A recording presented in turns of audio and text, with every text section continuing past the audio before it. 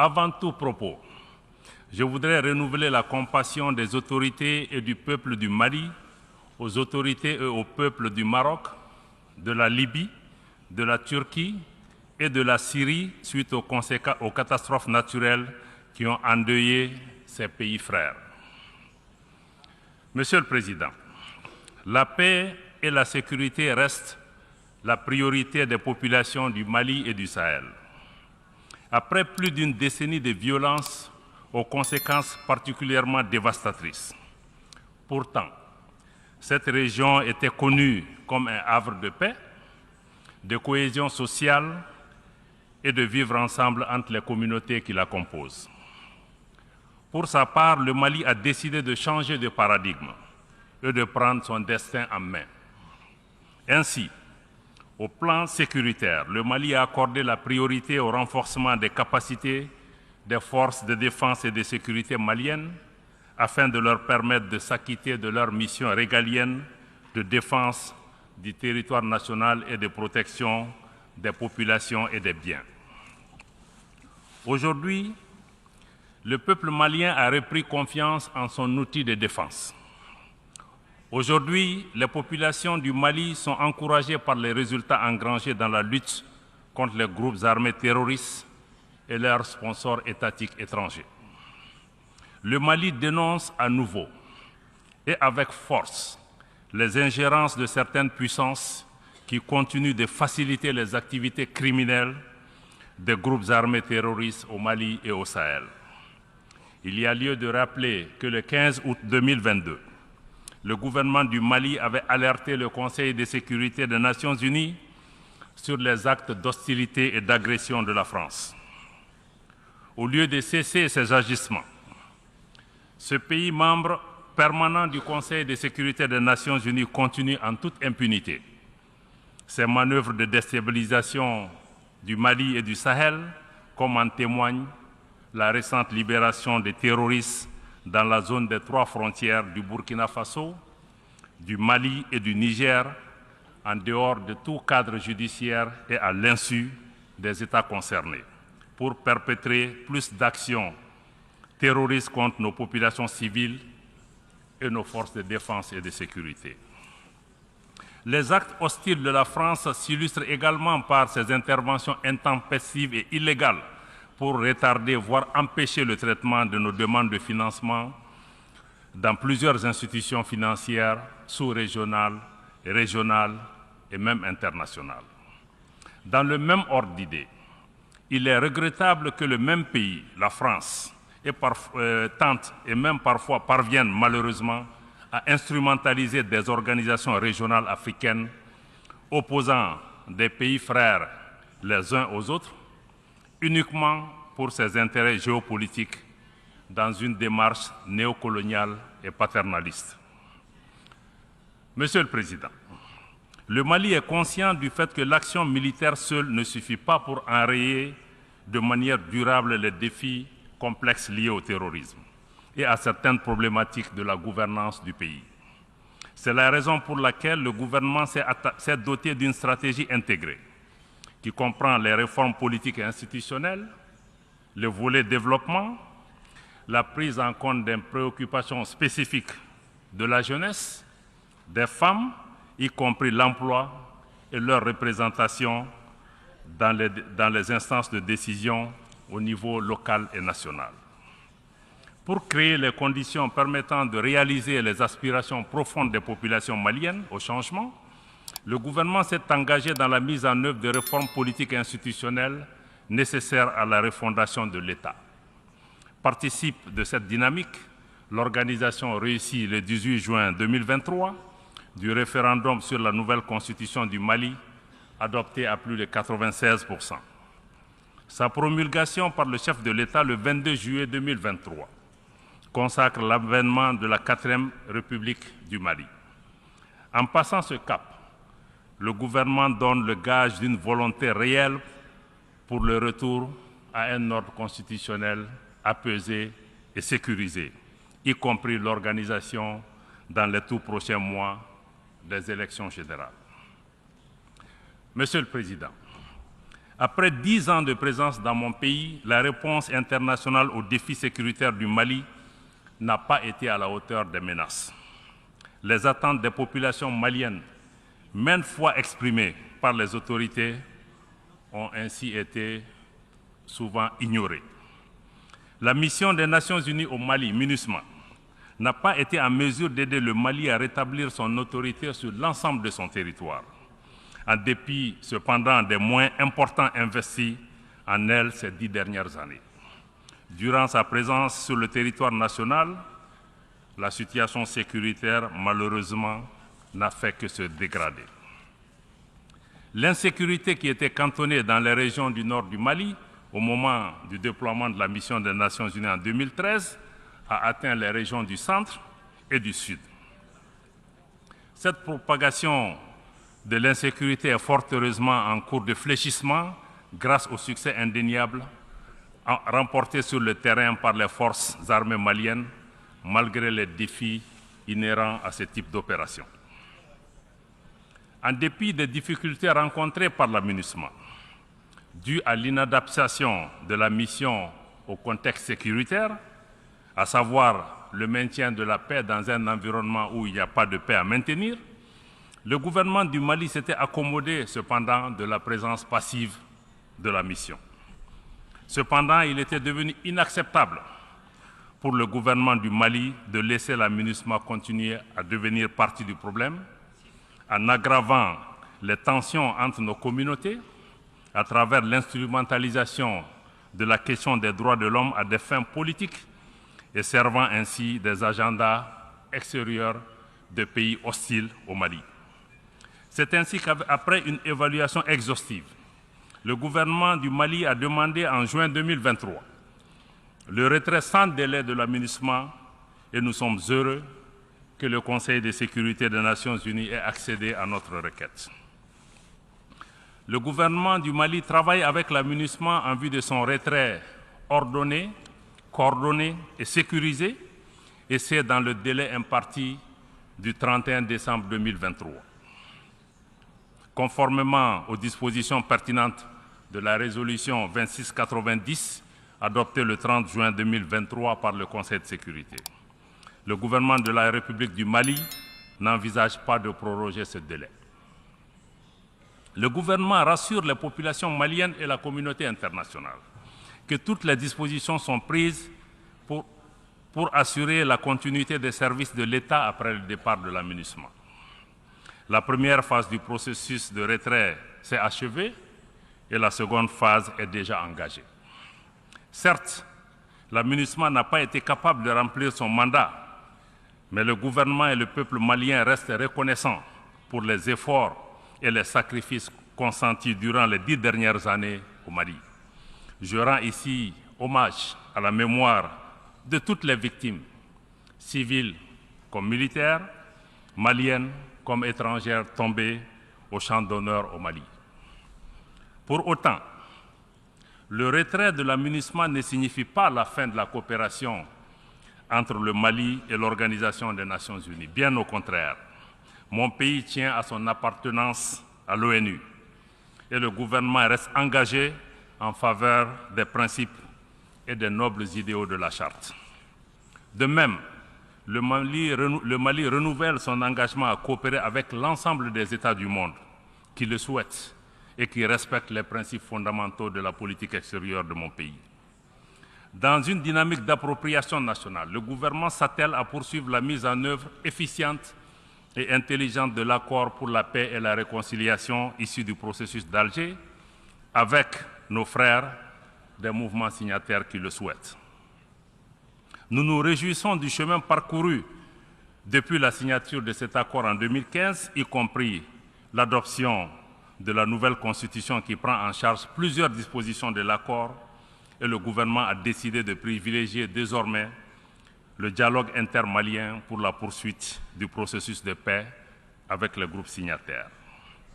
Le gouvernement est conscient des défis qui jalonnent le chemin vers la paix, à l'instar de la série macabre d'attaques terroristes perpétrées sans discernement contre les populations civiles, les éléments des forces de défense et de sécurité malienne.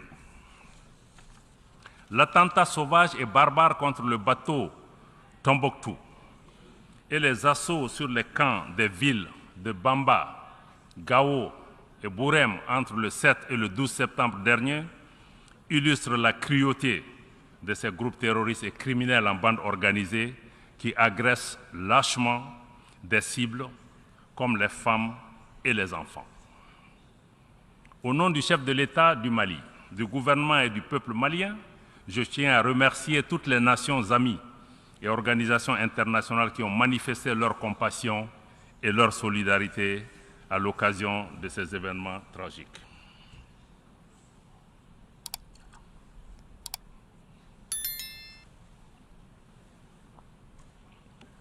Toutefois, il est regrettable que même face à ces événements aussi tragiques, et au moment où le thème de notre session nous engage à plus de solidarité, donc il est regrettable que le Conseil de sécurité des Nations Unies ne soit pas parvenu au minimum de consensus pour à tout le moins dénoncer ces actes barbares.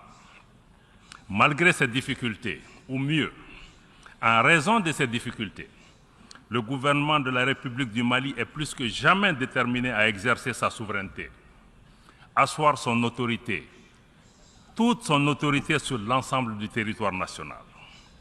Aux attaques obscurantistes, l'offensive des forces de défense et de sécurité se poursuivra et la riposte sera immédiate et ferme.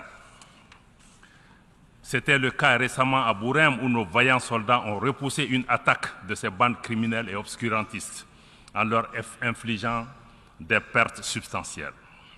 Concours de cette dynamique du renforcement de la présence et de l'autorité de l'État, l'engagement de l'État à occuper toutes les emprises libérées ou à libérer par l'aménagement. Contrairement à certaines allégations, l'occupation de ces emprises, qui est en tout point conforme au texte des Nations Unies, ne constitue en aucune façon un acte de belligérance de l'État malien vis-à-vis des mouvements signataires. Au contraire, nous continuons de tendre la main à nos frères des mouvements signataires pour une paix durable et un développement harmonieux au profit de nos populations. À cet effet, nous appelons les groupes armés à se démarquer et cesser les collisions constatées avec les groupes armés terroristes lors des dernières attaques, et ce, conformément à l'accord pour la paix, mais aussi aux différentes résolutions pertinentes du Conseil de sécurité des Nations Unies. Dans le contexte géopolitique actuel, le Mali ne souhaite pas devenir un théâtre de confrontation ou de compétition entre les intérêts géopolitiques de puissances étrangères. Et nous restons disposés à coopérer avec tous les partenaires respectueux de notre souveraineté, de nos choix de partenariat et également des intérêts des Maliens. Monsieur le Président, sur la situation régionale et internationale, le Mali reste attentif au développement en cours en Afrique et dans le reste du monde. Concernant la gouvernance mondiale, le gouvernement de la République du Mali réitère son attachement au respect de la Charte des Nations Unies, particulièrement le respect de l'égalité souveraine des États et conséquemment son rejet des activités de certaines puissances à perpétuer une domination néocoloniale et à assujettir d'autres peuples, d'autres pays et d'autres nations. Le Mali est attentif aux évolutions institutionnelles et déplore que l'appréciation des changements de régime intervenus récemment dans certains pays africains soit fonction de la proximité des nouveaux dirigeants avec certaines puissances, ou tout simplement des intérêts géopolitiques en ignorant totalement les aspirations des populations des pays concernés. À cet égard, nous dénonçons et rejetons la politique des 2 poids, 2 mesures appliquées par certaines puissances, par certaines organisations régionales et même par certaines organisations internationales, y compris les Nations Unies. Cette incohérence et cette instrumentalisation ne font que décrédibiliser nos organisations aux yeux des populations et de l'opinion publique, érodant ainsi leur confiance en ces institutions qui sont désormais perçues comme détournées de leur vocation première. Certaines organisations sont utilisées en dehors de tout cadre légal ou communautaire comme des armes contre les pays et les populations qui y ont souscrit librement au prix parfois d'un transfert de souveraineté. Ces organisations se transforment ainsi en instruments de perpétuation et d'imposition d'un ordre colonial et hégémonique.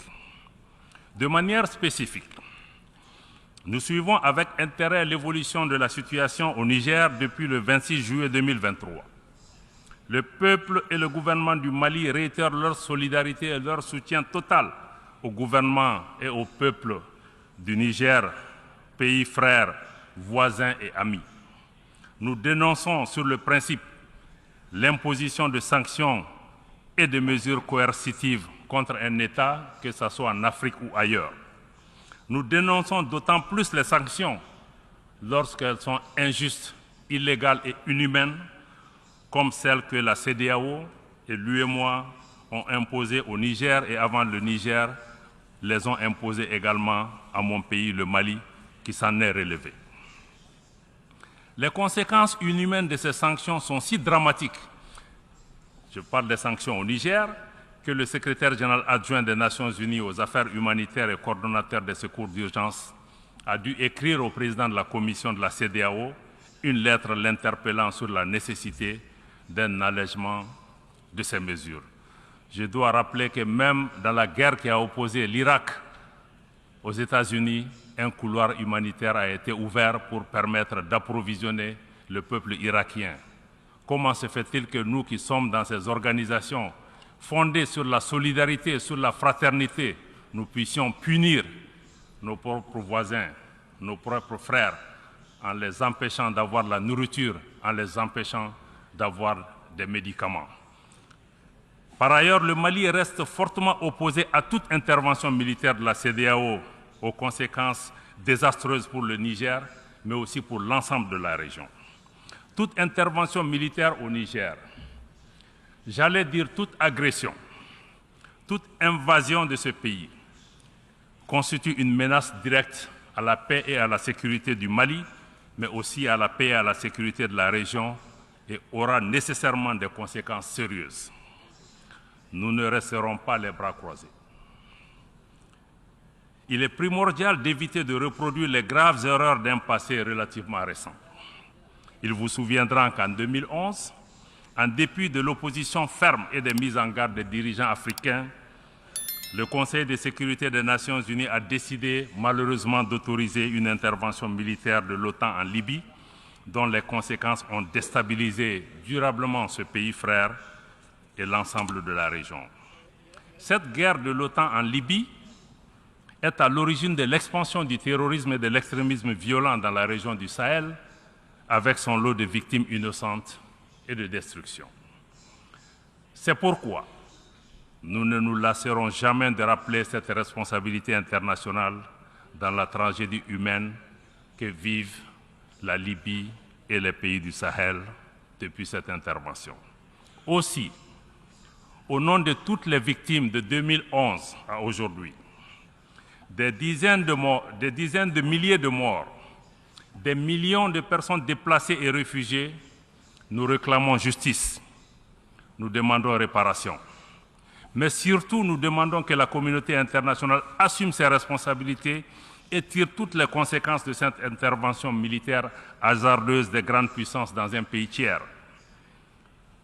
Il est crucial d'éviter de reproduire au Niger les erreurs commises en Libye et qui sont justement à l'origine de la dégradation de la situation dans toute la région du Sahel, y compris au Burkina Faso, au Mali et au Niger. Ceci est essentiel pour rétablir la confiance entre les nations, comme c'est le thème de notre session. Monsieur le Président, les multiples défis à la paix et à la sécurité internationale appellent à la réforme de l'architecture dédiée des Nations Unies.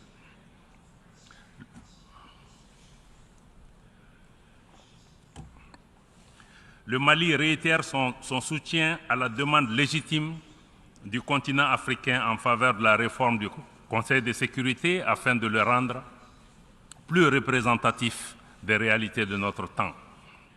Dans la même veine, le Mali continuera de plaider pour la réforme de la gouvernance économique, financière et politique mondiale afin de créer les conditions optimales et justes de la participation de nos pays aux institutions multilatérales.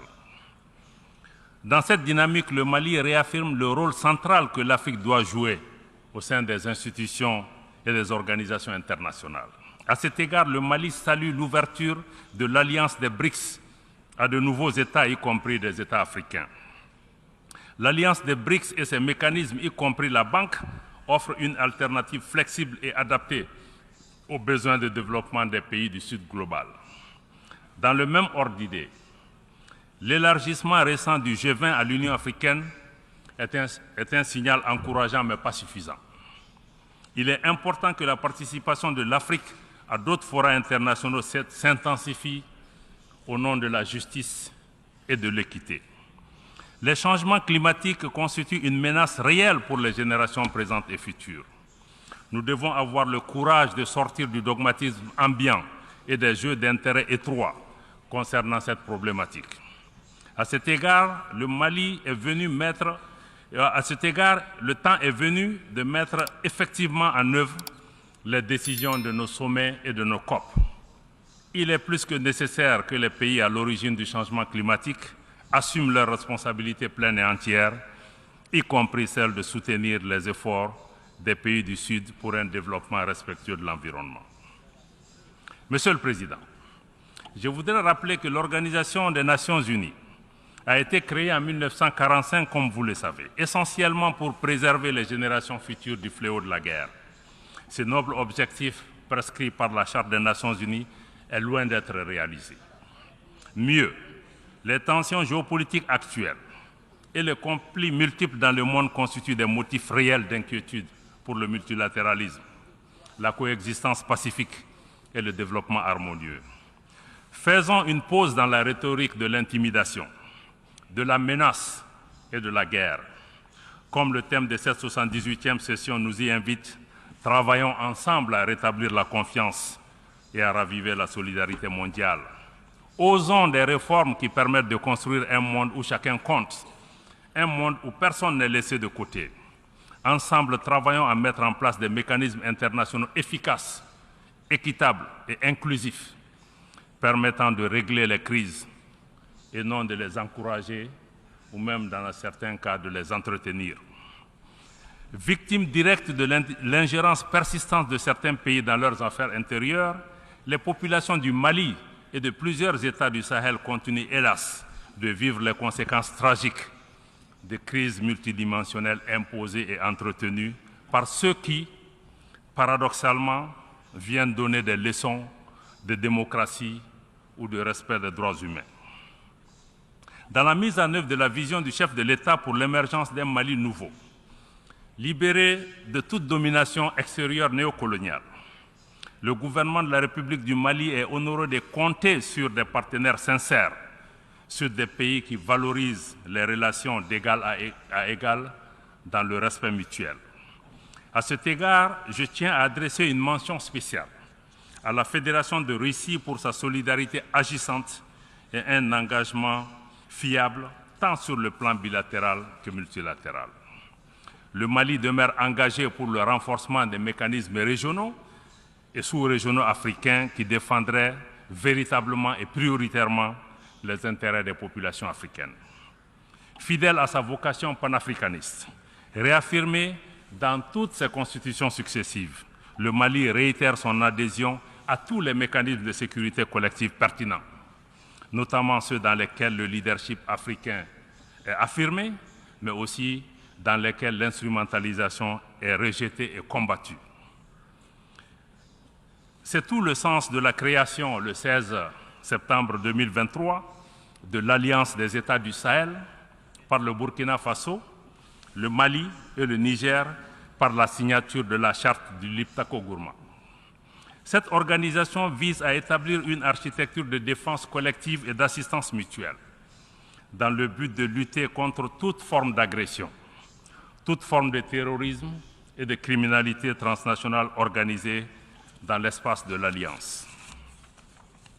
Cette nouvelle organisation ambitionne également de fédérer les efforts des 3 pays dans les domaines socio-économiques et monétaires, mais aussi de renforcer sur de nouvelles bases l'intégration régionale, cette fois-ci une intégration des peuples fondée sur la solidarité, le respect de la dignité, de l'identité de nos peuples et de nos pays, l'affirmation de notre souveraineté sur nos terres et sur nos ressources, mais aussi notre souveraineté sur nos organisations, le financement de nos activités par nos ressources propres, ainsi que le rejet des ingérences extérieures, des politiques hégémoniques de domination néocoloniale ou d'assujettissement. Outre les mécanismes à vocation sécuritaire, le Mali souscrit pleinement aux initiatives africaines qui œuvrent à la promotion et au renforcement des liens de fraternité et de solidarité, à l'instar de l'Alliance politique africaine initiée par la République sœur du Togo et qui aspire à une Afrique indépendante, politiquement forte, décomplexée, non alignée et capable de participer d'égal à égal en tant qu'actrice à la gouvernance mondiale. Monsieur le Président, Excellences, Mesdames et Messieurs, pour terminer, je voudrais faire observer que les multiples défis à la paix, à la sécurité et au développement imposent un cadre multilatéral refondé, adapté et inclusif. Nous ne devons plus continuer à faire la même chose avec les mêmes mécanismes, les mêmes institutions inadaptées et espérer des résultats différents. Pour sa part, le Mali reste attaché à un multilatéralisme où chaque nation compte. Un multilatéralisme solidaire, porteuse de solutions ambitieuses aux défis complexes de notre temps, particulièrement au Sahel. Un multilatéralisme ouvert, prenant en charge les aspirations profondes de nos populations au changement, à la dignité, au respect, à l'égalité souveraine des États, à l'équité, à la justice, au développement, à la sécurité et enfin à la paix. Je vous remercie de votre aimable attention.